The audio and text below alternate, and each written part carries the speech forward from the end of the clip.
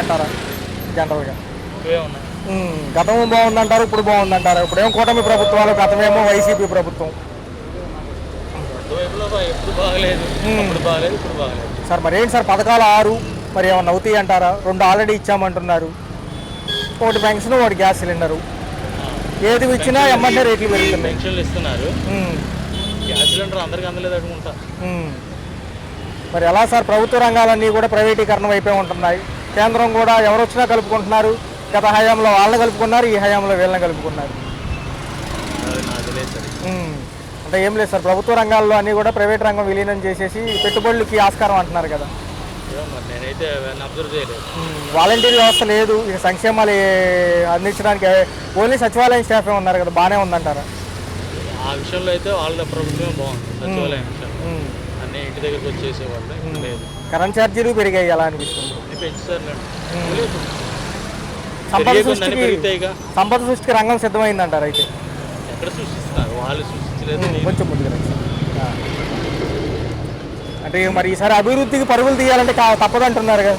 సంక్షేమం 0, ఇక వాళ్ళే అన్నారు కదా ఇవన్నీ అమలు చేయాలంటే చాలా డబ్బులు కావాలి, ఎలక్షన్స్ ముందు ఎన్నో చెబుతాం అన్నీ అవుతాయా, భయవేస్తుందని ఆయనే అసెంబ్లీలో అన్నారు.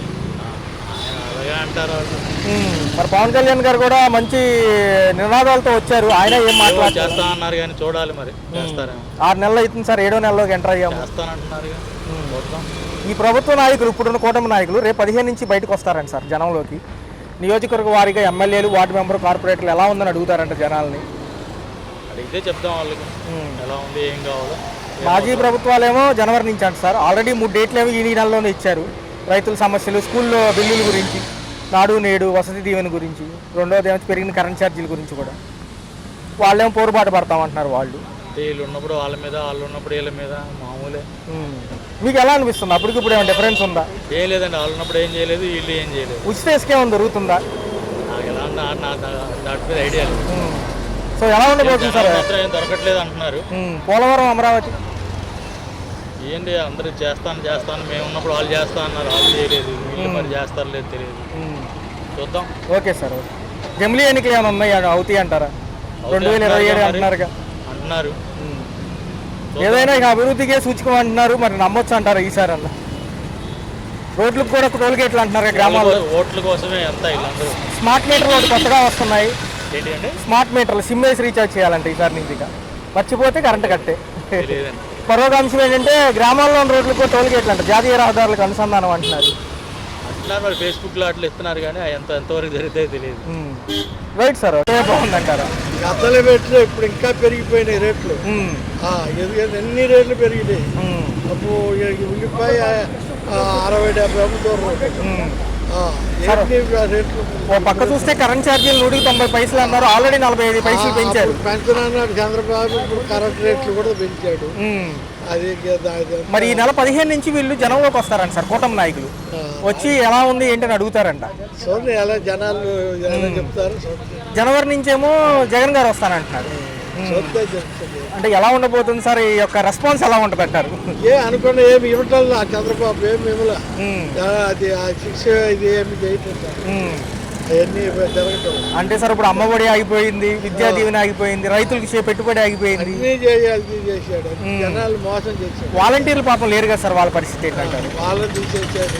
వాళ్ళ పరిస్థితి 5,000-10,000 ఇస్తానన్నాడు, ఓట్లు వేయించుకున్నాడు. వాళ్ళని ఒక పక్క పవన్ కళ్యాణ్ గారు ఉప ముఖ్యమంత్రిగా ఉన్నారు, ఆయన పనితీరు లేదు. ఆయన ఏమి చేసేది అనుకుంటున్నా.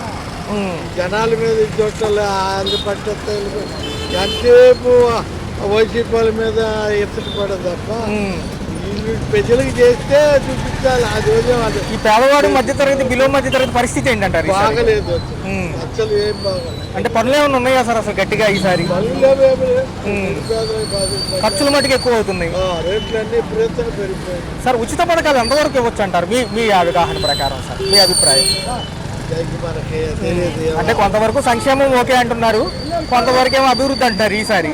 ఏ అభివృద్ధి చెందింది ఏం అర్థం కాదు. మోడీ గారు కూడా ఏం చేయలేరంటారు, ఊరినే చెప్తూ ఉంటారు కదా ఆయన కూడా. జమిలీ ఎన్నికలు అంటున్నారు ఆయన మళ్ళీ అప్పుడే 2025. Okay right sir, thank you. రేట్లు కూడా పెరిగినాయి అంటున్నారుగా, అసలు ఎలా అనిపిస్తుంది? గతంలో ఎంత అయ్యాయి, ఇప్పుడు ఎంత అవుతున్నాయి? పేదలకు అందరికీ కరెంట్ బిల్లులు తీసేసాడు. ఉమ్. మరి వీళ్ళు వచ్చిన తర్వాత మాకేమో ఇది ఇచ్చేస్తున్నారు, అంటే ఏమో సౌకర్యం లేదు. బిల్లులు కూడా పెంచారు బాగానే ఈసారి. మాకేం సౌకర్యం లేదు. ఉమ్, ఉమ్. మరి మీకు 1500, నీకు 1500, నీకు 1500 అన్నారు. మరి ఏ అంటే సౌకర్యం ఆయనే లేదు. మొన్న ఏమన్నారంటే ఇవన్నీ అమలు చేయాలంటే నాకు భయం వేస్తుంది అన్నారు. మరి ఎలా అనిపిస్తుంది? రాజకీయంలోకి ఎందుకు అది భయం వేసేవాడు, రాజకీయంలోకి ఎందుకు? ఉమ్, మరి ఆడేమో పవన్ కళ్యాణ్ సినిమాలు తీసుకునేవాడు, సినిమాలు తీసుకోక వీళ్ళందరూ కలిసి జగన్నే ఇచ్చేసారు.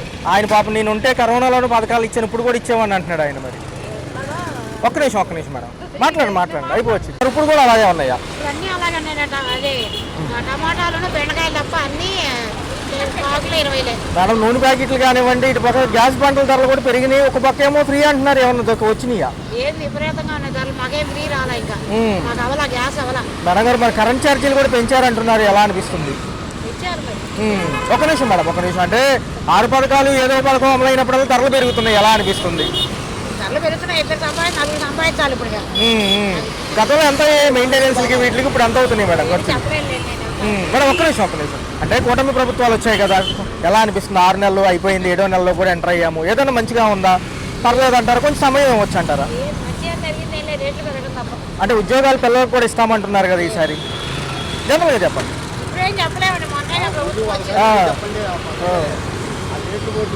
వాళ్ళకి చెప్పండి పోయి మాకు మమ్మల్ని పోల్చుకుంటే ఎలా ఉన్నాయి జనరల్గా ధరల గురించి? ఏసారి అవ్వవు కదండి, ప్రభుత్వం వచ్చినాక బాగానే ఒక్కొక్కటి బాగానే చేస్తున్నారు మీరు, పర్వాలేదు. మేడం గారు మరి 6 నెలలు అయిపోయింది, 7వ నెలలో ఎంటర్ అయ్యాం కొత్త ప్రభుత్వాలు, ఎలా అనిపిస్తున్నాయి జనరల్గా? అదే ఒక్కొక్క పథకం పెడుతున్నారు, పర్వాలేదు. నాకు తెలుగుదేశం ప్రభుత్వం అంటే ఇష్టం, గ్యారంటీగా.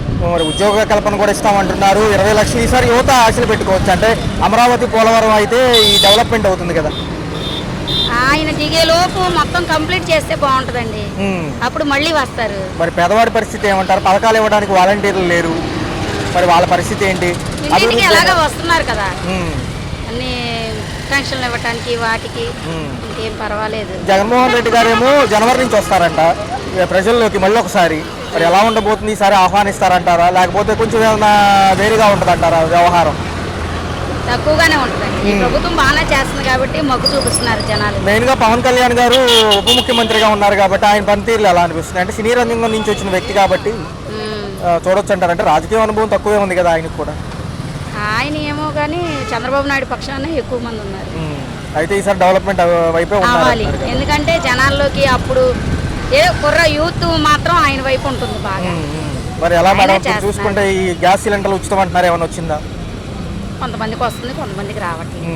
అది అందరికీ ఒకేసారి చెప్పి వాలంటీర్ ద్వారా ఎవరో ఒక ద్వారా కొద్దిగా తెలియపరచట్లేదు, లేట్ అవుతుంది, అందుకని తెలియపరచండి. సో మోడీ గారు ఉన్నారు కాబట్టి పైన కేంద్రం కూడా సపోర్ట్ ఉంది కాబట్టి పనులన్నీ అవుతాయి అంటారా? ఈసారి మన రాష్ట్రం భవిష్యత్తు బాగుపడుతుంది అంటారా, లేకపోతే సంక్షేమమే ఎక్కువ ఇవ్వాలంటారా? అంటే పథకాల కోసం అలవాటు పడి ఉన్నారు కదా జనం. పథకాల కోసమే అమలు పరచవలసిన లేదు, మామూలుగా ఇస్తే చాలు. Right madam.